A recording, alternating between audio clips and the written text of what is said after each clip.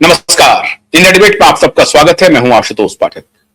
मित्रों, देश में राजनीतिक पार्टियां कॉन्स्टिट्यूशनल क्राइसिस तो खड़ी करती ही रहती है, लेकिन एक ऐतिहासिक कॉन्स्टिट्यूशनल क्राइसिस आजकल खड़ी हो गई है। आपने एक बहुत ही सुंदर तस्वीर देखी होगी। मेरे ख्याल से ऐसा लगता है कि देश में पहली बार ऐसी तस्वीर आपने देखी होगी। पिछले 30-35 वर्षों का तो मुझे इतिहास मालूम है, अब पुराना अगर इतिहास हो तो वो मुझे नहीं मालूम, लेकिन पिछले 30-35 वर्षों में तो ऐसा शायद ही कभी आपको देखने को मिला होगा जब एक स्टेट की मुखिया, मुख्यमंत्री काला कोट पहन करके, एक्टिव मुख्यमंत्री, जो एक्टिंग मुख्यमंत्री है, वो काला कोट पहन करके अदालत चले जाए, और अदालत में भी नहीं, छोटी अदालत नहीं, हाई कोर्ट नहीं, सीधे सुप्रीम कोर्ट पहुंच जाए और सुप्रीम कोर्ट में पहुंच करके अपना न सिर्फ पक्ष रखे बल्कि सुप्रीम कोर्ट को उनको सुनने पर मजबूर कर दे। मैं चर्चा कर रहा हूं, आप सभी समझ गए होंगे, जान गए होंगे, तस्वीर भी आपने देख ली होगी, बंगाल की मुख्यमंत्री ममता बनर्जी की। ममता बनर्जी सुप्रीम कोर्ट पहुंच गई। किस मुद्दे पर पहुंची? एसआईआर के मुद्दे पर। एसआईआर का मुद्दा क्या है कि चुनाव आयोग धांधली कर रहा है। चुनाव आयोग पर ही यह आरोप मढ़ करके अपने तरफ से उन्होंने मढ़ दिया कि चुनाव आयोग धांधली कर रहा है। क्या कर रहा है चुनाव आयोग? तो चुनाव आयोग मतदाताओं को मतदाता सूची से बाहर कर रहा है। चुनाव आयोग अपनी चुनावी प्रक्रिया को आज से नहीं, जब से चुनाव आयोग का गठन हुआ है तब से चुनाव आयोग अपनी चुनावी प्रक्रिया को ट्रांसपेरेंट तरीके से करती रही है।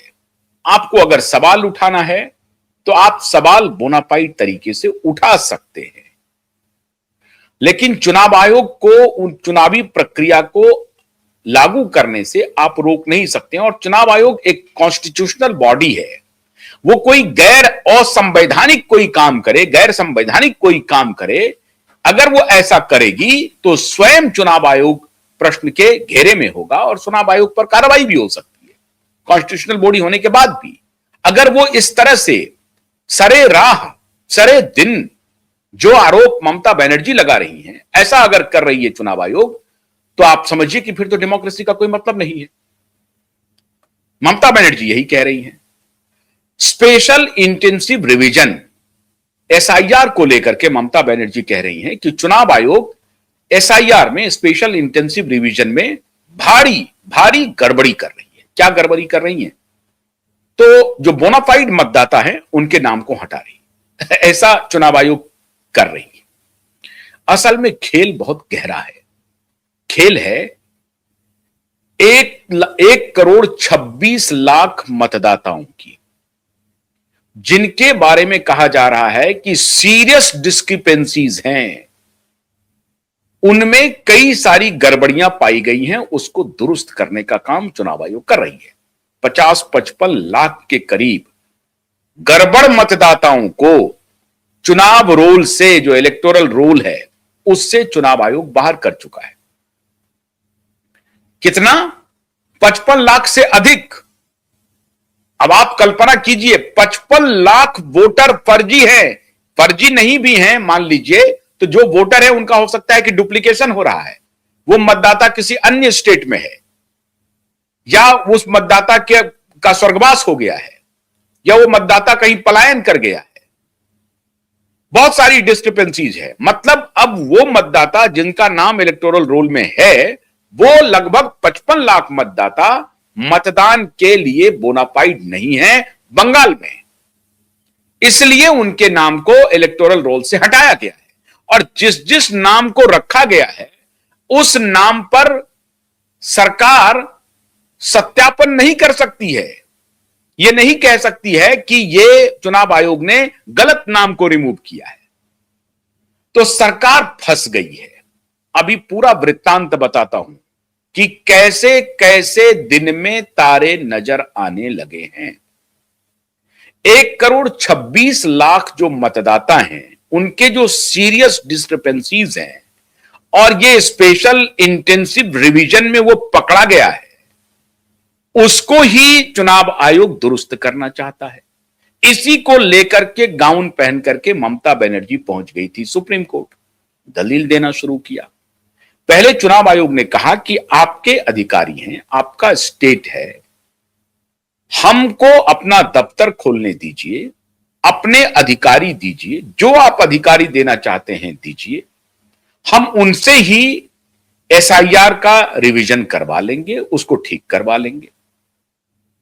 कोई दफ्तर खोलने नहीं दिया, ना ही कोई अधिकारी स्पेयर करने की बात की ममता बनर्जी ने, कोई अधिकारी नहीं दिया। उसके बाद वो सुप्रीम कोर्ट में आकर के चुनाव आयोग पर सवाल कर रही है, चुनाव आयोग को कटघरे में खड़ा कर रही है। इसके पहले कि मैं सुप्रीम कोर्ट में क्या हुआ इस पर आऊं और कैसे सीजेआई सूर्यकांत ने कई लोगों को, उसमें बहुत सारे लोग हैं जिनको दिन में तारे दिखवा दिए हैं, इस पर मैं चर्चा करूं, पहले यह सुन लीजिए और यह समझ लीजिए कि ममता बनर्जी अगर चाहती आखिर में क्या है।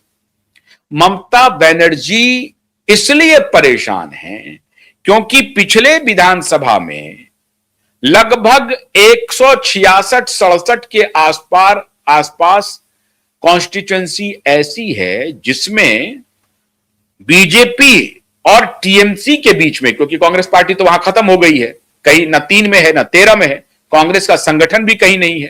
कांग्रेस के जो पुराने अध्यक्ष थे, जो कि नेशनल एग्जीक्यूटिव प्रेसिडेंट रहे, वो बेचारे अब भारतीय जनता पार्टी में आने का सोच रहे हैं, अधीर रंजन चौधरी जी।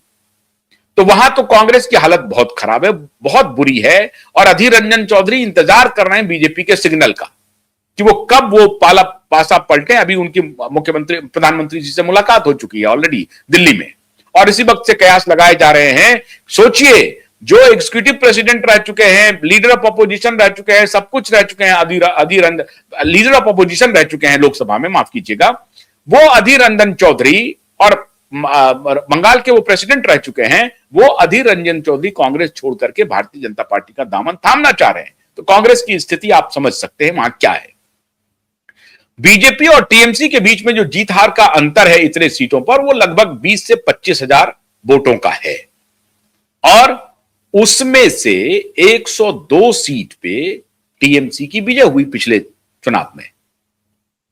अब ये जो 1,26,00,000 वोटर की डिस्क्रिपेंसी है, और एवरेज जो निकल रहा है वो लगभग 20,000 वोटर का हर कॉन्स्टिट्यूएंसी में नाम कटने की संभावना है, जिसे चुनाव आयोग के हिसाब से फर्जी माना जा रहा है या गलत मतदाता रोल के रूप में स्टैब्लिश किया जा रहा है।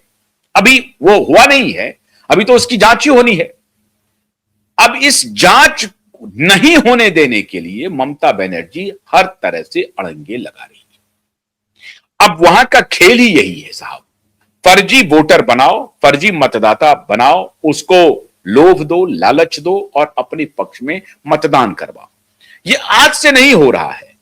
ये जो इंटेंसिव रिवीजन का चलन है और जो प्रक्रिया है, ये चुनाव आयोग कोई आज नहीं कर रहा है। यही खेल शुरू हुआ बिहार में, वोट चोरी बिहार में चुनाव हो गया, एक भी मुकदमा बिहार के किसी पुलिस स्टेशन में कोई एफआईआर दर्ज नहीं हुआ कि साहब मेरा नाम इलेक्टोरल रोल से कट गया है, मैं फलाना हूं, मेरा ये रिहाइश है, मैं यहां का नागरिक हूं, मैं बिहार का बासिंदा रहा हूं, मैं भारत देश का नागरिक हूं, बिहार का बासिंदा हूं, और मुझे इलेक्टोरल रोल से हटा दिया गया है, मुझे फ्रेंचाइज के अधिकार से रोक दिया गया है। एक भी एफआईआर नहीं।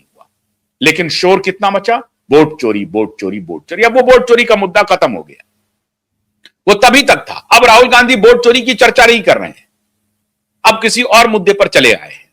ठीक वही कहानी अभी पश्चिम बंगाल में चल रही है। उनको निशाना साधना है मोदी के ऊपर, तो कोई बात नहीं है, आप मोदी के ऊपर निशाना बिल्कुल साधिए, आपको साधने का पूरा अधिकार है। लेकिन आप एक कॉन्स्टिट्यूशनल बॉडी को बदनाम करने की साजिश रच रहे हैं, बल्कि बदनाम कर रहे हैं, ये ठीक नहीं है।